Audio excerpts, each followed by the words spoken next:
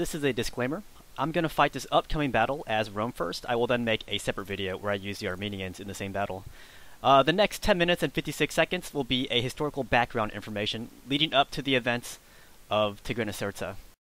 Hey guys, PrinceofMacedon here, doing a commentary video for Rome Total War. It's a historical battle. Anyways, it's the late Republican period of Rome. We're looking at Rome right now, and this is the Italian peninsula. And I'm showing this to you just to give you some perspective as to how far this historical battle will actually take place away from Rome. So let's slide to the east. And this is Pontus during the Third Mithridatic Wars. And I'm going to start with the Battle of Kabira, in which Lucullus, a Roman awesome guy, is that a good term? A Roman awesome guy? Well, anyways, he's been locked in this campaign against the Pontic King Mithridates the Sixth, aka the Poison King, for many years. But finally, at the Battle of Kabira, he defeats him. And this battle was quite decisive. After this battle, Mithridates the Sixth goes on the run, and so Lucullus is pretty happy about that. And Mithridates is actually going to retreat to a nearby town of Komana, and Lucullus is now chasing after Mithridates like a fugitive here. So Mithridates is still on the run, and Lucullus gets as far as Talara. That's a mountain stronghold where Mithridates stored a lot of his rich treasures here. Unfortunately, Lucullus learns that he's at least 4 days behind Mithridates the Sixth. So Mithridates is using this area as his launching point to escape into Armenia, where his son-in-law, Tigranes, is the ruler. So instead of pursuing this guy, Lucullus is going to go into Armenia Minor and take over some forts and some towns there. Then he's going to return back to Pontus, and once he gets to Pontus, he's going to supervise some ongoing siege operations along the coast here. So he takes some key cities, such as Amisus, Sinope, Amistris, and Heraclea Pontica. And so he can't pursue Mithridates just yet. He's going to finish what he started and take over this area of Pontus. And then we have this going on here. Down south, we have Tigranes. He is campaigning somewhere in Syria. Not sure where exactly, just in the general vicinity. And finally, Mithridates reaches Armenia. And when he gets to Armenia, Tigranes is not there to meet him, but he has specific instructions that Mithridates does not enter Tigranocerta. That's the new capital of Armenia. There were some reasons why this might have been. One reason is that while Tigranes was away, he did not want his father-in-law having, this freedom to just roam around and cause trouble. Another reason, another speculated reason, is that Tigranes wanted to remain, or at least look semi-neutral in harboring this fugitive, because the Romans were chasing after Mithridates, so he wanted to kind of distance himself from Mithridates. At the same time, he didn't want to turn his back on Mithridates, so he welcomed him in cordially. And meanwhile, Lucullus has sent his brother-in-law to his name was Appius Claudius Pulcher. He sent him to Antioch to meet the Armenian king Tigranes, and this guy's mission was to basically ask Tigranes to turn over Mithridates, because he knows he's hiding in Armenia. So actually what happens here is that he meets, well, I guess we'll call him Pulcher. Yeah, Tigranes agrees to meet Pulcher in Antioch, and that was actually a former Seleucid territory, but it was recently acquired by Tigranes. And it's kind of funny. Tigranes wasn't there yet, so he gave strict instructions for his locals to give Pulcher the runaround and get into Antioch on time. He wanted to time it just right, where Tigranes and Pulcher would get there at the same time. So Tigranes orders his guys to lead this guy around, you know, checking out, like, I guess, tourist traps. Kind of like when you go to Orlando looking for Disney World, but instead of going to Disney World directly, you go to such places as Gatorland or Fun Spot. Eventually, you're like, what the heck? Why am I at Fun Spot? Why aren't I at Disney? It's kind of like that. But eventually, Tigranes does meet Pulcher, and it was quite the meeting. When Tigranes gets there, he comes riding on horseback, and I'm going to read this from my book here. So, Tigranes gets there, he meets Pulcher. Tigranes is on his white horse. He's wearing this glorious red and white tunic, a purple mantle with gilt stars, and he's got this tiara with Halley's Comet on it. And running alongside his horse are 4 kings. And it's a fun fact that Tigranes never went out in public without having 4 kings next to him. Tigranes was known as the King of Kings. So, Pulcher sees this guy. This is the Roman envoy sent by Lucullus. And Pulcher looks very indifferent to this. You know how Romans are. They're kind of indifferent to kings. You know, it's totally against their tradition. So, he sees this guy. He's not impressed. And he says, "Hey, what's up, Tigranes? I was sent here by Lucullus." And that Lucullus is the governor of Asia. Anyways, he sent me here to take command of Mithridates. If you don't surrender Mithridates, then we'll probably declare war on you. End. So Tigranes gets this really insolent message from this really arrogant and aggressive Roman envoy. And instead of caving into this trollish demand, Tigranes says, you know, I'm not going to surrender this guy. And if the Romans want to start a war against me, then I, the King of Kings, will defend himself. You are now dismissed. So, we have this epic showdown that's going to be imminent here between Armenia and Rome. And so, what's his face? Pulcher goes away.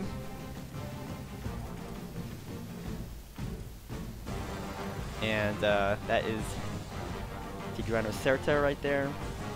But yeah, Lucullus marches into Armenia with this very small army, and you can see his invasion route there. He goes through the Anti-Taurus Mountains.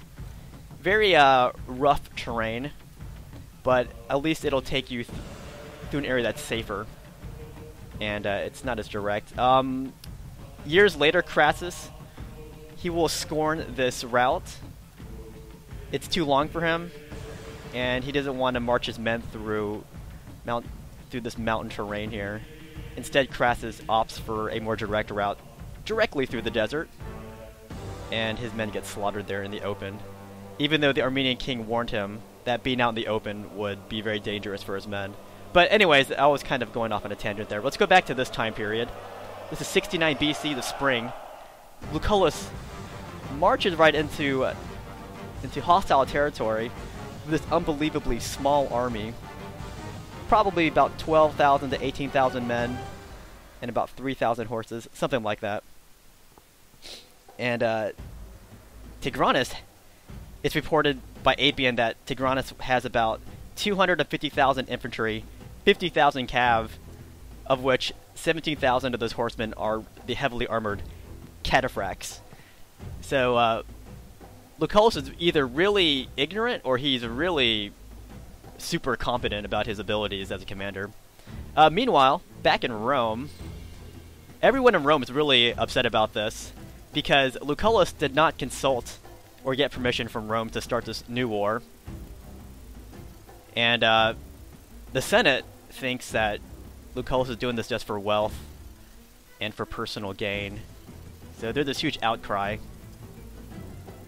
And at the same time, the soldiers of Lucullus are kind of almost in a rebellion here because they went to a war.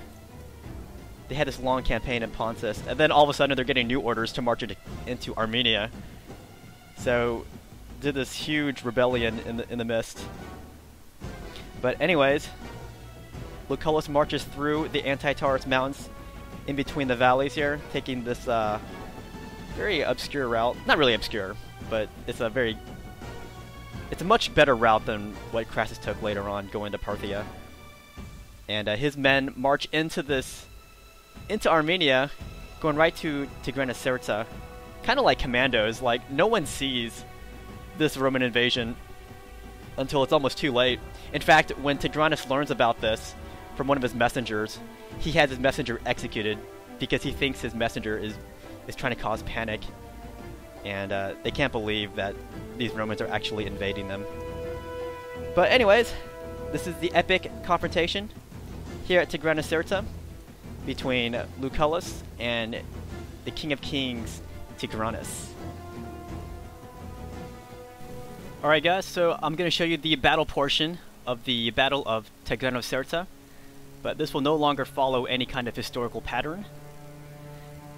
And forgot my opponent's name, but in the back, that town right there will represent the newly built capital of Armenia, Tigranocerta. And if you watched the previous video portion, I mentioned that Lucullus had to divide his already small army into an even smaller army because he was now faced with the threat of being sandwiched between the garrison of Tigranocerta and then the mighty army of Tigranes who just arrived. So he left Murena in charge of some of the soldiers, and Lucullus took command of about 10,000 infantry, 1,000 cav, maybe 500 or so archers and slingers. And there was a river crossing at this battle, two parts actually. One was closer to the Armenian army, and another was like, I guess, farther north. Like, one of Lucullus' scouts found another river crossing, which would have taken Lucullus to a terrain advantage. And I guess this is the best I could do with this map. This hill here would represent the higher plateau that Lucullus captured before he started the battle with Tigranes. It's kind of funny, when Tigranes saw this army coming of Rome, he made a remark that the army coming is too big to be an envoy, but too small to be an invasion force. And I guess another fun fact is that this battle happened on October 6th. And Romans typically avoided battle on this date because on October 6th in 105 BC, the Romans faced their worst massacre ever at the Battle of Arausio. I believe they lost about 80,000 troops against a combined Germanic army of Teutones and Cimbriae. So one of his soldiers remarked that, "Hey, Lucullus, you do realize that October 6th is a bad day for battle, right?" And Lucullus said, "Well, you know, from now on, October 6th will be a great day for Romans in battle." So, Lucullus swung around down the river, and he crossed the stream, which should have taken him closer to this hill advantage here. And it was actually here that the Armenian cataphracts were resting. So Lucullus ordered his Gallic cav, his barbarian cav, to attack the flanks of the cataphracts, while his legionnaires rushed up the hill, and they were instructed to cut the legs of the cataphract riders, because that's the only part of the cataphract that was unarmored. So he ordered them to cut at their shins, cut at their legs, their thighs, anything that could harm those cataphracts. And during all that ruckus uphill, the cataphracts got panicked, and then they retreated into their own men, the infantry, the hastily raised levy. So this kind of ran them over, and that caused a mass, I guess, panic in Tigranes' army. The baggage train that was coming up, they also panicked, and they retreated backwards towards more levy troops. Anyways, my army is pretty much fully maxed out. A lot of my soldiers are, whereas the Armenian army is massive in size, but they have no upgrades whatsoever. And by the way, I will be fighting the reverse battle. I'll show that video next, where I'll be using the Armenians. and my opponent will be using the Romans. I think it's so much easier fighting as the Romans in this battle, because I have the cav to ward off the Armenian archers, and I have the infantry to basically slaughter this entire Armenian army here. But I'm going to show you this battle from the Roman side first, where I am in command of the army of Lucullus. So yeah, when the cataphract fight did start, Lucullus instructed his men just, you know, hack at their legs of the horsemen. Anyhow, my opponent's name in this battle is Corinthian Wizard. He's bringing up his cataphracts on both sides of my army, and I'm keeping an eye out. This unit here represents the unit of Lucullus. There he is right there. This is my barbarian cav, and these are my awesome legionnaires who were battle hardened from all that campaigning in Pontus. For all their faults, they were very excellent soldiers. So I'm reshuffling my lines here. I'm splitting up my legionnaires. I'm gonna form kind of a noob square with legionnaires. It's kind of funny. So this guy's bringing up the rest of his army here. Heavy spears, cohorts. Yeah, in the report of Lucullus to the Senate, he reported that there were cohorts and phalanx units present. As to what that actually meant, nobody knows, but I used Armenian legionnaires and phalanx type units to represent that. Anyways, I sent some cav down to harass the Armenian archers, but then this guy's cataphracts came along to chase me. So I retreated back up here. But you see the threat that my cav represents? I can chase down those archers before they get some good shots on my legionnaires. So this is the Armenian threat, the cataphracts. Yeah, supposedly the Armenians had 17,000 cataphracts compared to my 10,000 legionnaires. So I wanted to represent that pretty well.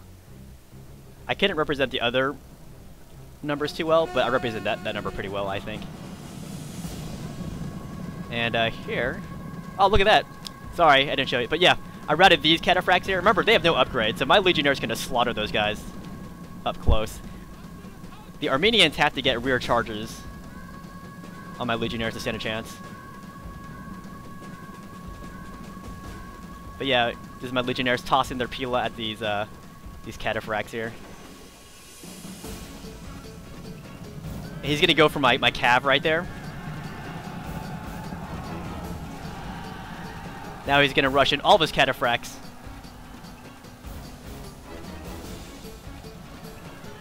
Let's watch this fight up close. Here's Lucullus. He's gonna save the line.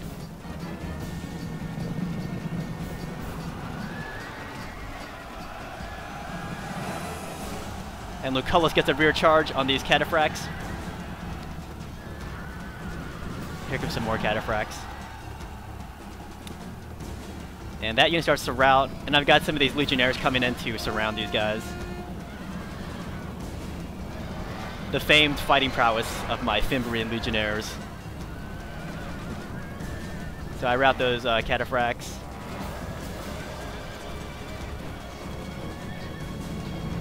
And here comes the rest of the troops here. Let's watch this fight up close. Yeah, I gotta say, if you read about this campaign and how few troops that Lucullus brought with him, you would be amazed at this guy's, I guess, bravado. Not really bravado, because that would indicate false bravery. This guy was really brave. He was really competent. This guy knew his stuff in warfare, Lucullus. But keep in mind, this guy did not have the permission of the Senate to launch this campaign into Armenia. So if this guy failed in Armenia, then he would have all sorts of questions to answer to back in Rome.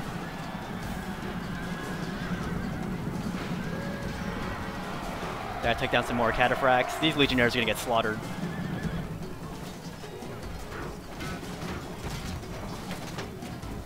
The beautiful sight of early legionnaires. I like it. So yeah, wherever I can, I'm just going to launch hammer and anvil strikes with my cav, holding them in place with my infantry.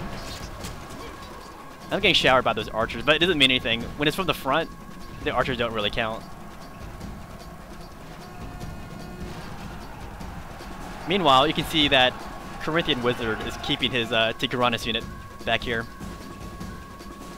I would have kept this guy up here to keep his men from routing as easily as they did. Anyways, after this guy, in the historical battle, after Lucullus routed the cataphracts, he charged downhill. He proclaimed to his men, "Men, we are victorious!" And he charges downhill and starts slashing everything in their path. Of course, I'm only sending one unit down by accident.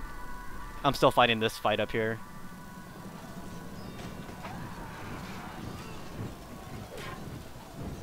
And by the way, I am using 3 books for my information on this video. I will mention those sources at the end of the video. I'll just list them.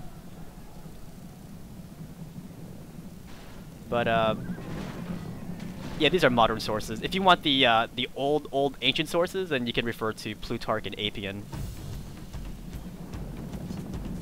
Of course, you know, whenever you read, you know, the army numbers from ancient sources, they usually exaggerate the numbers of the bad guys. So it makes their victories look even more impressive. The victories of the Romans or whoever. So anyways, my barbarian cav is charging down, slashing these archers. This guy can't really do anything about it. He can send these guys to Tigranes, but then I have another cav unit doing the same thing.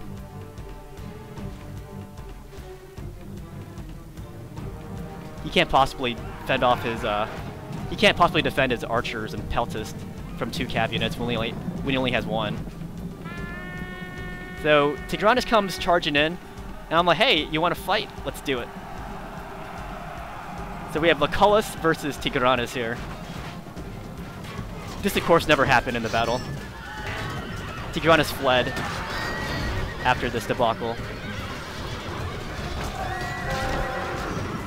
There's Tigranes right there wearing the more unique helmet. And here's Lucullus. There you go. They're sharing the same screen here. Trying to now. There we go. Get some! Get some!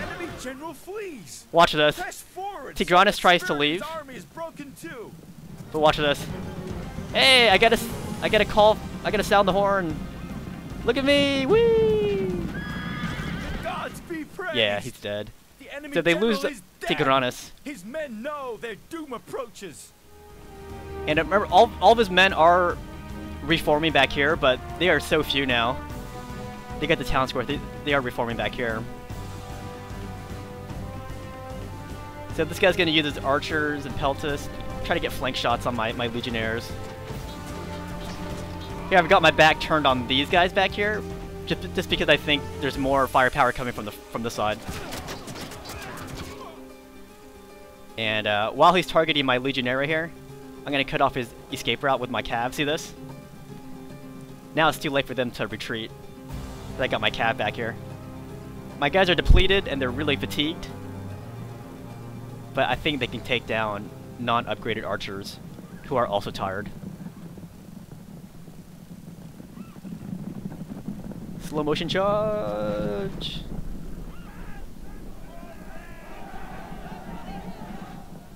It's interesting to note that Mithridates VI told his son-in-law, Tigranes, to be very hesitant, be very careful about fighting battle with the Romans. He wanted Tigranes to target the Romans, their food supply. He didn't want him to fight him directly in a head-on confrontation because Mithridates had plenty of experience fighting the Romans head-on, and he had plenty of losses against the Romans. So he didn't really want this guy engaging the Romans, even though he had this massive army. Anyways, here's another cataphract unit that came back. He's trying to protect his archers.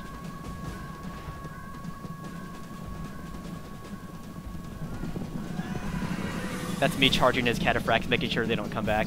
I think one of them gets away. Let's see. Get this far out unit right here. They're being shot by those archers back there. But as I said, from the front, you're not going to hit very much from the front.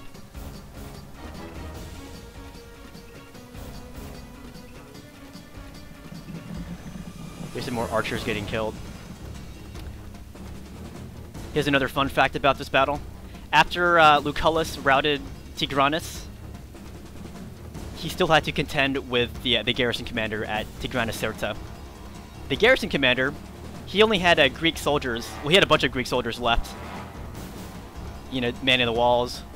So he ordered his other men to disarm the Greeks because he didn't trust them. So after the Greeks turned in their weapons, they decided to find like sticks and clubs so that they could still fend themselves off or whatever. And the garrison commander of Tigranocerta ordered them to disarm again, and this time they just beat back the garrison commander, and then they went to the gates and they opened up the gates for the Romans. Yeah, I don't think the Greeks were too fond of Tigranes. That's a generalization though, but it is a famous incident that happened. So I guess the lack of walls represents that fact that the Greeks would just let the Romans in here. Alright, so this is me just pushing those archers away from my incursion into the town. And I'm gonna have these guys stand their ground here while the rest of my guys go in to Tigranocerta. And if you haven't guessed it yet, Tigranocerta was named after Tigranes the Great. I think he had a few other towns named something similar to Tigranocerta, but this represents the capital, the newly built capital that he made for Armenia. I guess it was a more centralized location.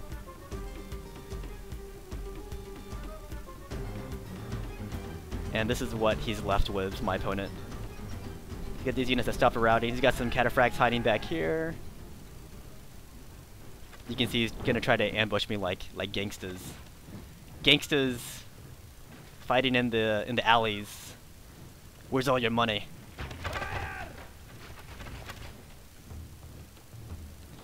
And yeah, just remember the next video I show will be the reverse battle, where I command the Armenian army.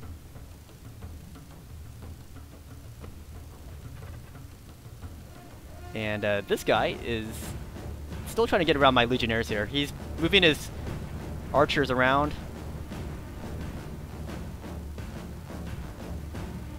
I routed a unit over there, see that? And I'll stop this pushing up. I only need like... I could probably take this square with just one unit here. 2 to be safe. Anyhow. These Roman cav, they are now very tired. They were exhausted, I believe, from all that running. So I will send them out to chase down those archers back there. Just because I don't think I need them here anymore. As I said, I could take the town square with a few amount of legionnaires. And I don't want those archers out there making fun of my legionnaires. It's just not right. And these guys are here. These guys will defend this area here just because it makes it look cool. But they're going to defend this entry point. That's what's going on over here. Standing my ground. See, I'm losing a few legionnaires from it, but nothing substantial. So let's show you the main battle here. I got my legionnaires throwing their pila at these heavy spears.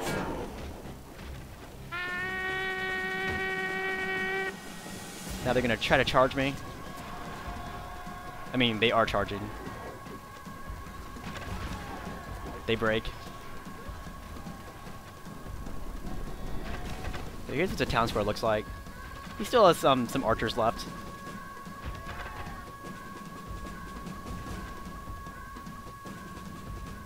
Okay, they're still far away. And I got my archer auxilia. They're kind of shooting at the very back ranks of these archers. Oh, let me show you this part. The cataphracts came out from hiding. Well, came out from the alley and try to ambush my legionnaires, but they're not gonna make a dent on my guys. Look at that. Yeah, yeah, hack. Yeah, interestingly enough, these cataphract riders do have armor on their legs. But at the battle, the cataphract riders did not have any armor down there. Ooh, he killed some of my legionnaires. Look at that mace attack.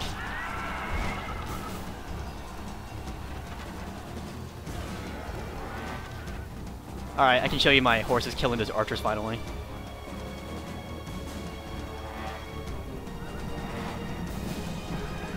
Nobody puts our legionnaires in the corner. So that's that. I think, yeah, these guys will take them down at the last man.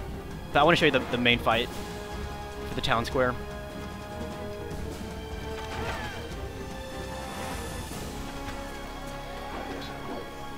And my guys are moving forward, and I have Lucullus coming up here. Yep, that's his cue. He's coming up. Isn't that beautiful, seeing that cluster of legionnaires? I love it. Anyways, here comes Lucullus. He's gonna inspire his men. Once more, we are victorious. He's gonna ride in through the back, take down some bad guys. These legionnaires are hacking these guys down. And we're all going to meet in the town square. We got some more legionnaires. This outflanking movement's unnecessary, but why not? The Peltas are the last men standing. But yeah, I wanted to show this battle, Tigranocerta. Typically, I don't show major battles like this. I like to show more obscure battles. But here I felt this battle was pretty epic. The historical battle, that is. I mean, it's an interesting story. And as I said, I will show you the 3 books I read that gave me the information for this battle. All the historical information. And I highly recommend reading all of them. They're really good if you want to learn more about the Romans fighting in Pontus and Armenia. But, yeah, thank you, Corinthian Wizard, for taking part in this historical battle. And remember, I will show you the reverse battle where I use the Armenians. And I have a new opponent who's going to take command of the Romans. And I guess that's that. I'll see you guys later.